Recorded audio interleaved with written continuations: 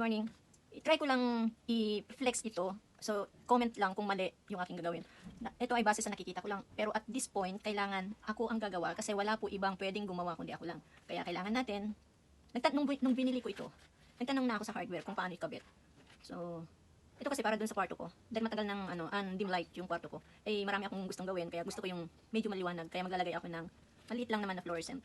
Actually, ano lang to eh. 7 watts lang siya. Ayan, sana all. So ngayon, nung tinanong ko dun sa DIY, kabilang dulo pala nito. Yan, dalawang dulo yan. Isang negative, isang positive.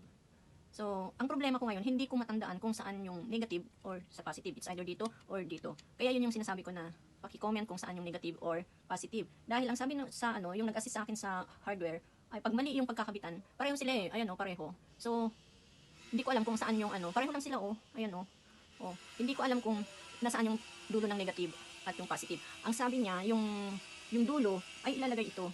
Yan dito. Right? Tama, yun dito. Ang problema ay wala siyang plug. So, kailangan ko muna i-detach ito para maglagay ako ng plug. So far, natatakot ako kasi meron na akong experience na ginawa ko dati yan, lampshade. Pumutok yun, punong-puno ng usok sa loob ng bahay. Mabuti na lang yung breaker namin automatic. Kaya, kung hindi nag-auto shut off ang breaker, malamang sa nasunog. Nakasunog ako sa bahay. Pero, try natin dito. Bismillah. Okay?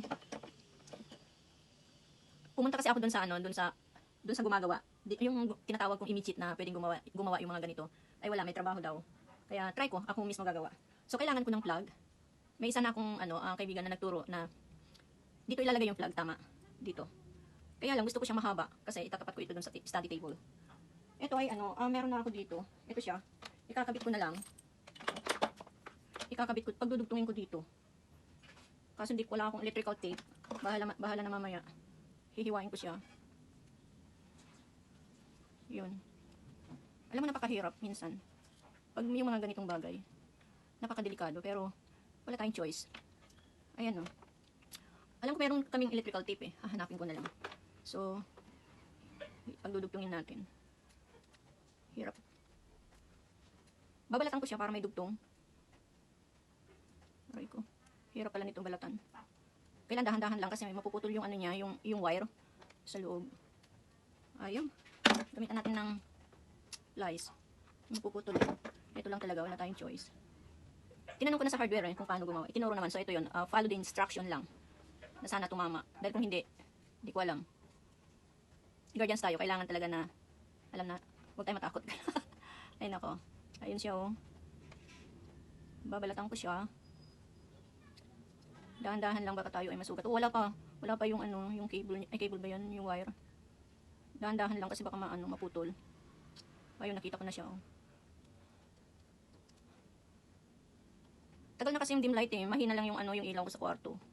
Kaya dito ako gumagawa ng mga sa lobas. Ayun. Ayun na siya ayun na. Nakita na yung yung bronze. Ayun yun na siya. Init. Hirap naman ito.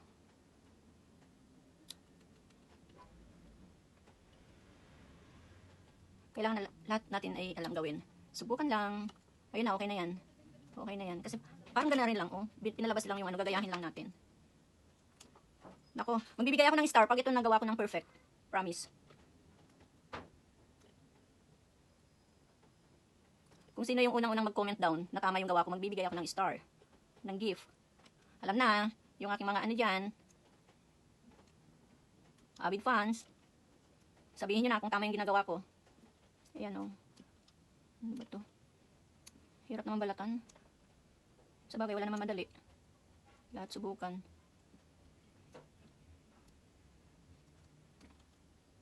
Wala bang pambalat talaga dito? Ayan na, lumabas na. Ayan na. Ayan na. I-zoom out ko, Close. So, dito. Yun yung itinuro sa akin sa hardware. Ayan Kaya lang parang maliit lang. Pag idudugtong ko daw dito, kaya lang ito parehong black. Tapos ito, black and white. So, bahala na. Wala namang ibang kulay eh. Yun. Di ba? Tama? Tama po ba ako?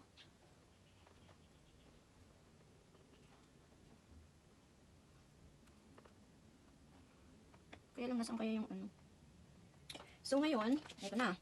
Kailangan meron itong electrical tape. Hindi ko makita yung electrical tape namin Tapos, pinutol ko lang ito sa extension, Kasi wala akong makita. May wire kami, kaya lang hindi ako marunong gumawa. Meron kami. Kaya lang, ang tigas, nahirapan ako. Ito malambot lang siya. Tapos, paano ngayon malalaman yung negative sa positive? O ayan, sabi niya, input.